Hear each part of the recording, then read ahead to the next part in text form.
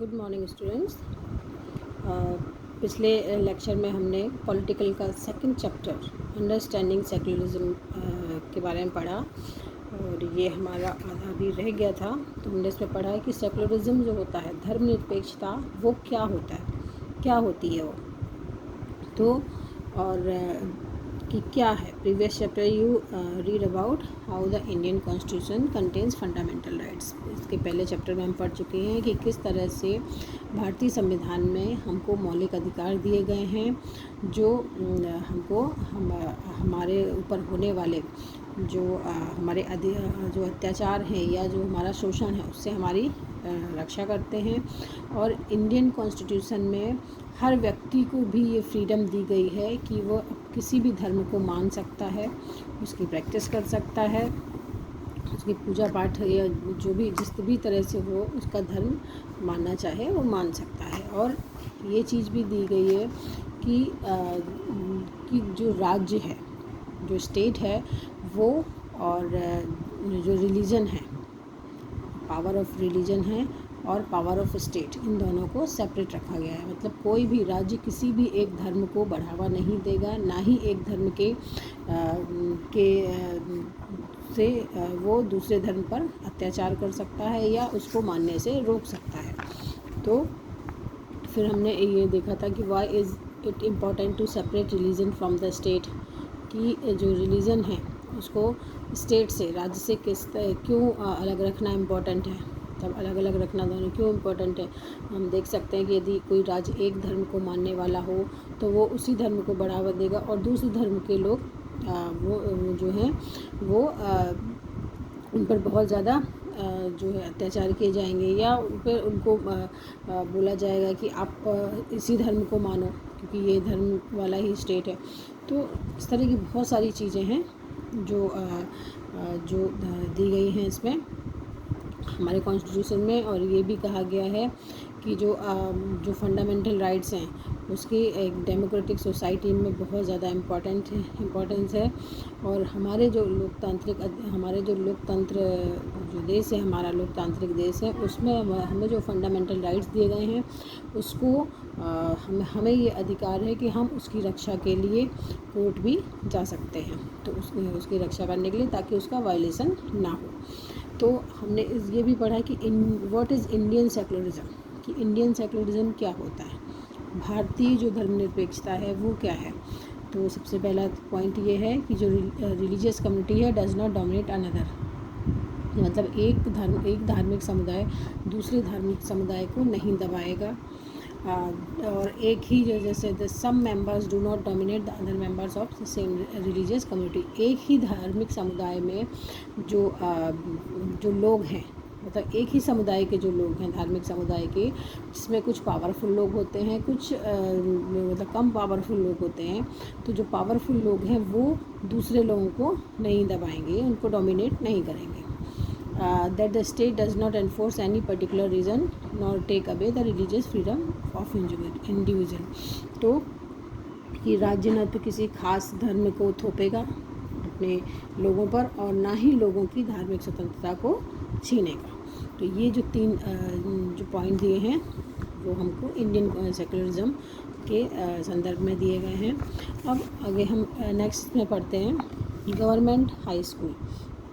यहाँ पे एक उदाहरण दिया गया है कि in a government school in Seemapur student want to celebrate a religious festival, मतलब सीमापुर के गवर्नमेंट स्कूल में जो बच्चे थे, जो विद्यार्थी थे, वो एक रिलीजियस फेस्टिवल, एक धार्मिक त्यौहार मनाना चाहते थे। तो वो सर के पास गए, sir there is a big religious festival next month, we have never celebrated it in school, can we do it this year. वो अपने सर से बोलते हैं कि अगले महीने एक बहुत बड़ा धार्मिक त्यौहार आ रहा है, हमने कभी भी ये स्कूल में सेलिब्रेट नहीं किया है, क्या हमसे इस बार कर सकते हैं। तो सर बोलते हैं I am afraid that is impossible, कि मुझे डर है कि ये संभव नहीं हो पाएगा Rekha. This is a government school, क्योंकि एक सरकारी स्कूल है। We can not give importance to any one religion, मतलब हम किसी एक धर्म को इम्पोर्टेंस या महत्व नहीं दे सकते हैं यहाँ पर। प्राइवेट स्कूल्स में डू दैट, मतलब प्राइवेट जो स्कूल होते हैं, निजी स्कूल जो होते हैं, वो ऐसा कर सकते हैं। और government school don't celebrate any religious festival in the school promises. जो सरकारी स्कूल होते हैं वो कोई भी फेस्टिवल, रिलीजियस फेस्टिवल, धार्मिक त्यौहार अपने स्कूल के जो उनका परिसर होता है उसमें वो सेलिब्रेट नहीं कर सकते। Most religious festival are a public holiday so that we can celebrate this at home. ज़्यादातर जो रिलीजियस फेस्टिवल होते हैं उसमें छुट्टी होती है, पब्लिक हॉलीडे होता है, तो हम इसको घर पर सेलिब्रेट कर सकते हैं। तो I never thought of it this way, I guess we can always celebrate it outside school. मैंने इस तरह से कभी नहीं सोचा था। We can always celebrate it outside school, हम इसको स्कूल के बाहर सेलिब्रेट कर सकते हैं, कभी भी ये त्यौहार मना सकते हैं। तो in the above storyboard, the celebration of a religious festival within the school would have been a violation of the government policy of treating all religion equality।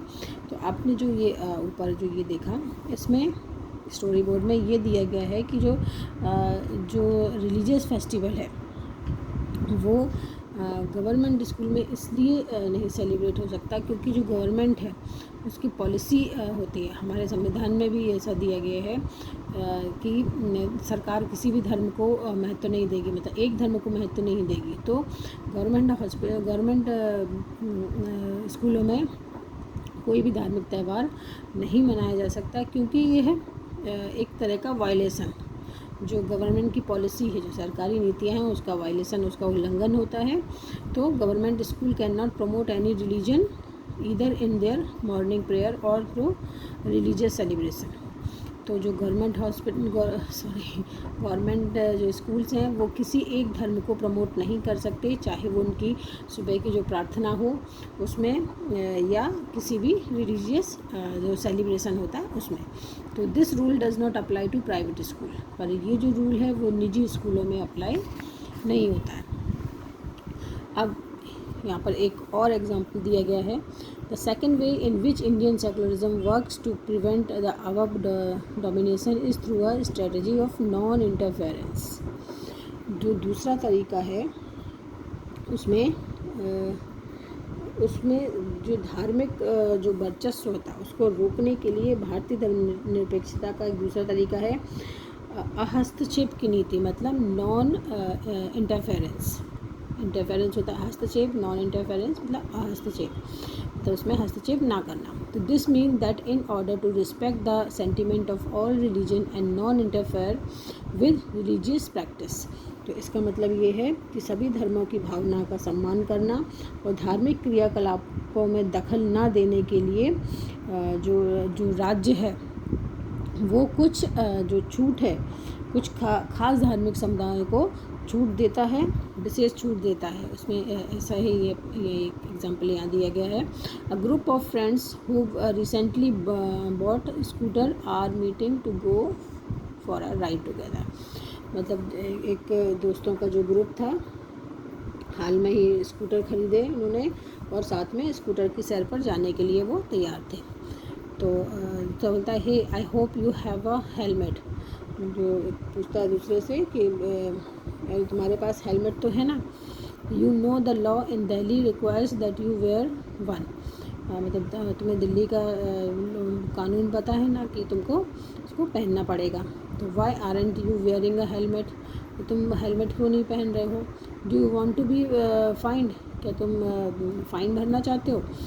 तो दूसरा बोलता है don't worry I will not be find, मतलब चिंता मत करो मुझे fine नहीं देना पड़ेगा। तो बोलता है hey Paramjeet why want you be fine, कि तुमको फ़ाइन क्यों नहीं देना पड़ेगा। तो दूसरा बोलता है कि फॉर सिख, जो सिख होते हैं, वेयरिंग अ पगड़ी is a very important part of our religion. सिखों के लिए पगड़ी पहनना उनके धर्म का बहुत इम्पोर्टेंट पार्ट होता है। तो the government can not force me to wear a helmet. तो जो सरकार है वो मुझे फोर्स नहीं कर सकती हेलमेट पहनने के लिए। तो इस तरह से कुछ धार्मिक छूट भी दी जाती है। In the above storyboard, Paramjit, the Sikh youth, does not have to wear a helmet. This is because the Indian state recognized the wearing a pagadi is central to a Sikh's religious practice, and in order not to interfere with this, allow an exceptions in the law. मतलब ये है कि जो परमजीत को helmet पहनने की ज़रूरत नहीं है, उसका कारण ये था कि जो भारतीय राज्य है इस बात को मान्यता देता है कि पगड़ी पहनना सिख धर्म की जो प्रथाएं हैं उनका महत्वपूर्ण भाग है वो, लिहाजा इन धार्मिक आस्थाओं में दखलंदाजी से बचने के लिए राज्य ने कानून में रियायत दे रखी है. और the third way in which Indian secularism worked to prevent the domination listed earlier through a strategy of intervention. You read earlier in this chapter about untouchability. This is a good example where member of, तो धार्मिक जो वर्चस्व होता है, धार्मिक जो religious जो dominance होता है उसको रोकने के लिए भारतीय सेकुलरिज्म, भारतीय धर्मनिरपेक्षता का तीसरा तरीका है हस्तक्षेप का तरीका. इसके चैप्टर के पीछे हम पढ़ेंगे कि जो छुआछूत के बारे में, अनटचेबिलिटी के बारे में हम पढ़ चुके हैं. इस बात का उपयुक्त उदाहरण है कि किस the same religion upper caste Hindus dominate other members some lower caste within it. हम 7th में पढ़ चुके हैं कि किस तरह से अपर कास्ट जो ऊंची जाति के लोग होते हैं वो जो नीची जाति के लोग पर किस तरह से अपना प्रभुत्व जमा के रखते हैं, उनको डोमिनेट करते हैं. तो in order to prevent this religious based exclusion and discrimination of lower caste, the Indian constitution bans untouchability. तो इस चीज़ को हटाने के लिए ये जो भेदभाव है इसको हटाने के लिए जो भारतीय कॉन्स्टिट्यूशन है, इंडियन भारतीय संविधान जो है उसमें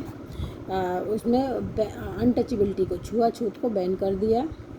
in this intense the state is intervening in religion in order to end a social practice that is believed, discriminate and excluded. तो इसका अर्थ ये है कि राज्य धर्म के नाम पे अलग थलग करने और भेदभाव को बढ़ावा देने वाली इस प्रथा को खत्म करने के लिए धर्म में हस्तक्षेप कर रहा है राज्य. तो जो निचली जातियों के लोगों को जो मौलिक अधिकारों का जो हनन होता है, वायलेशन होता है फंडामेंटल राइट्स का, क्योंकि वे भी इसी देश के नागरिक हैं.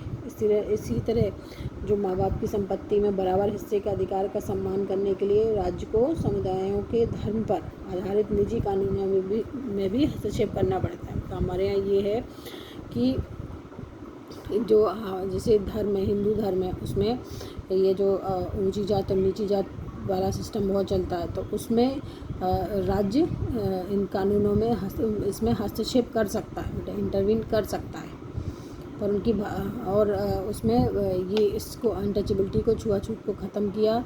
और दूसरी बात ये कि जो नीची जाति के लोगों का, लोअर कास्ट के लोगों का जो शोषण होता है, उनके जो मौलिक अधिकारों का हनन होता है, उसमें भी वो, उसके लिए भी वो इंटरवीन या हस्तक्षेप कर सकता है. तो the intervention of the state can also be in the form of support. तो जो इसमें ये जो राज्य है वो हस्तक्षेप सपोर्ट करके या मतलब सहायता के रूप में भी हो सकता है. The Indian constitution grants the right to religious communities to set up their own school. जो भारतीय संविधान है उसने ये इजाज़त दी है जो धार्मिक समुदायों को कि वो अपने धर्म के अनुसार स्कूल सेटअप कर सकें एंड कॉलेज भी सेटअप कर सकें. It also gives them financial aid on a non preferential basis. तो उसने जो है कि गैर प्राथमिकता के आधार पर राज्य से उन्हें सीमित आर्थिक सहायता जो है ग्रांट भी मिलती है इनको. तो जैसे हम देखते हैं कि बहुत सारे धर्म के आधार पर कई सारे निजी स्कूल जो धार्मिक समुदाय होते हैं वो अपने स्कूल सेटअप करते हैं. आप हमारे यहाँ भी देखते हो जैसे गुजराती समाज का जो स्कूल है वो है, अग्रवाल समाज का स्कूल है वो है, और मुस्लिम समाज के स्कूल भी होते हैं. मतलब मदरसे वगैरह भी होते हैं, गवर्नमेंट उनको भी एड देती है। तो इस तरह से वो अपने जो धार्मिक हित हैं उनको और परंपराओं को आगे बढ़ाने के लिए वो ये सेटअप कर सकते हैं स्कूल। तो in what way the Indian secularism different from the other democratic country, किस तरीके से जो भारतीय धर्मनिरपेक्षता है वो दूसरी कंट्री से बिल्कुल अलग है या किस तरह से भिन्न है। तो इसको मैं आपको एक छोटे से उसमें करके बताती हूँ कि जो ये 3 हमने उद्देश्य पढ़े, 3 जो एम पढ़े, उसमें धर्मनिरपेक्ष लोकतांत्रिक देशों के संविधान में दिए गए उद्देश्यों से मिलते जुलते हैं। मतलब जो 3 हमने एग्जाम्पल देखे, तो अमेरिकी संविधान में पहले संविधान संशोधन के जरिए जो विधायिका थी तो ऐसे कानून बनाने से रोक दिया गया जो धार्मिक संस्थानों का पक्ष लेते हों या धार्मिक स्वतंत्रता को रोकते हों। इसका मतलब ये है कि विधायिका किसी भी धर्म को राजकीय धर्म घोषित नहीं कर सकती, ना ही विधायिका किसी एक धर्म को ज़्यादा प्राथमिकता दे सकती है। तब ये दिया हुआ है द प्रोहिबिटेड लेजिस्लेचर, विधायिका जो लेजिस्लेचर। और संयुक्त राज्य अमेरिका में राज और धर्म के पृथक्करण का मतलब है कि राज और धर्म दोनों ही एक दूसरे के मामलों में किसी तरह का दखल नहीं दे सकते, ये अमेरिका में भी है। और शायद आप समझ गए होंगे कि भारतीय धर्मनिरपेक्षता और अमेरिकी धर्मनिरपेक्षता, इंडियन सेकुलरिज्म और अमेरिकी सेकुलरिज्म के बीच एक अहम फ़र्क ये है। ऐसा इसलिए है कि अमेरिकी धर्मनिरपेक्षता में धर्म और राज्य के बीच स्पष्ट अलगाव के विपरीत भारतीय धर्मनिरपेक्षता में राज्य को धार्मिक मामलों में हस्तक्षेप करने की छूट दी गई है। मतलब इंडिया में धार्मिक मामलों में हस्तक्षेप कर सकते हैं तब जबकि वहाँ पर कुछ शोषण, कुछ वायलेशन हो रहा हो, उस समय हस्तक्षेप कर सकते हैं, पर अमेरिका में नहीं कर सकते। नेक्स्ट है Indian constitution intervened in Hindu religious practice in order to abolish untouchability. तो जो भारतीय संविधान है उसने छुआछूत को ख़त्म करने के लिए हिंदू धार्मिक क्रियाकलापों में हस्तक्षेप किया। भारतीय धर्मनिरपेक्षता में राजधर्म से अलग है, लेकिन धर्म से उसका फैसला सैद्धांतिक है। और ये है कि जो अनटचेबिलिटी मतलब जो छुआछूत है उसको ख़त्म किया। हालांकि हिंदू धर्म में ये था कि ऊंची जाति नीची जाति के लोगों को मतलब छुआछूत काफ़ी थी, पर राज्य ने इसमें हस्तक्षेप करके इसको ख़त्म कर दिया। और इसका और ये भी है कि राज्य किसी भी धर्म के मामले में हस्तक्षेप कर सकता है, पर ये जो वो आदर्श हैं उसके इस मामले में फैसला लिया जा सकता है कि वो किस तरह से मतलब किस वे में वो काम कर रहा है, किस उद्देश्य से काम कर रहा है। यदि वो हस्तक्षेप सही उद्देश्य के लिए हो या मानव की भलाई के लिए हो तो वो कर सकता है, और यदि नहीं हो, यदि किसी धार्मिक भावनाओं को ठेस पहुंचाना हो तो वो इस तरह से नहीं कर सकता। तो the Indian state is secular and works in various way to prevent religious domination. मतलब जो भारतीय स्टेट है वो धर्मनिरपेक्ष है और बहुत कई तरीक़ों से वो रिलीजियस डोमिनेशन मतलब धार्मिक जो डोमिनेशन होता है उससे रक्षा करने के लिए काम कर रहा है। The Indian constitution guarantees fundamental rights that are based on these secular principle. जो कॉन्स्टिट्यूशन है मौलिक अधिकारों की वो रक्षा करता है, और वो अधिकार जो सेकुलर सिद्धांत पर आधारित हैं। However, this is not to say that there is no violation of these rights in Indian society। लेकिन इसका मतलब ये नहीं है कि हम ये कह सकते हैं कि ये इस तरह के जो अधिकारों का उल्लंघन नहीं होता सोसाइटी में, बिल्कुल होता है। Indeed, it is precisely because such violation happen frequently that we need a constitutional mechanism to prevent them from happening। मतलब जबकि ऐसे उल्लंघनों की वजह से ही हमारे सामने संवैधानिक व्यवस्था की ज़रूरत उत्पन्न हुई, और इसी तरह के अधिकारों के होने का ज्ञान हमें इन अधिकारों के उल्लंघन के प्रति संवेदनशील बनाता है। मतलब ये है कि ऐसा नहीं है कि मौलिक अधिकार दे दिए गए तो ये सारी चीज़ें ख़त्म हो गई, इसका वायलेशन ख़त्म हो गया, पर नहीं, ये अभी भी होता है और वायलेशन तो होता है। और इसीलिए ये ज़रूरत महसूस की गई कि इसके लिए कानून बनाया जाए और इसको वायलेशन इसका ख़त्म किया जाए। पर फिर भी समाज में फ्रीक्वेंटली ये ऐसी समस्याएं आती रहती हैं। In February 2007, France passed a law banning students from wearing any conspicuous religious or political sign symbol as Islamic है। फरवरी 2004 में फ्रांस में एक कानून बनाया गया। इस कानून में प्रावधान किया गया कि कोई भी विद्यार्थी इस्लामी बुर्का, यहूदी टोपी या बड़े बड़े ईसाई क्रॉस जैसे धार्मिक अथवा राजनीतिक चिन्हों का या प्रतीकों को धारण करके स्कूल नहीं आएंगे। फ्रांस में रहने वाले उन अप्रवासियों ने इस कानून का काफ़ी विरोध किया। वे मुख्यतया अल्जीरिया, ट्यूनीशिया और मोरक्को आदि से उन देशों में आए थे जो पहले फ्रांस के उपनिवेश थे। 1960 के दशक में फ्रांस में मज़दूरों की कमी हो गई थी। उस समय इन अप्रवासियों को फ्रांस आकर काम करने के लिए वीज़ा यानी प्रवेश पत्र दिए गए थे। इन अप्रवासियों की बेटियां स्कूल में अक्सर सिर पर रुमाल बांध कर जाती हैं, लेकिन इस नए कानून के लागू होने के बाद उन्हें सिर पर रुमाल बांधने के कारण स्कूल से निकाल दिया गया। यहाँ पे जो एक एग्ज़ाम्पल है ये कि फ्रांस में जो फ्रांस के पहले जो उपनिवेश थे वहाँ से जो मज़दूर थे, कहाँ से, अल्जीरिया, ट्यूनीशिया, मोरक्को से, वो यहाँ आके बस गए और यहाँ पर कानून बनाया गया कि कोई भी सिर पर रुमाल बांध के या बड़े बड़े क्रॉस पहन के या कोई भी रिलीजियस सिंबल पहनकर स्कूल नहीं जाएगा। तो इस कानून का विरोध भी हुआ, पर फिर भी ये वहाँ पर कानून लागू किया गया। तो ये चैप्टर हमारा यहाँ पर हम ख़त्म करते हैं। इसके बाद हम हिस्ट्री का फर्स्ट चैप्टर उसको करेंगे। तो ये मैं यहाँ ख़त्म करती हूँ। इसे क्वेश्चन आंसर मैं आपको भेजूँगी, ठीक है।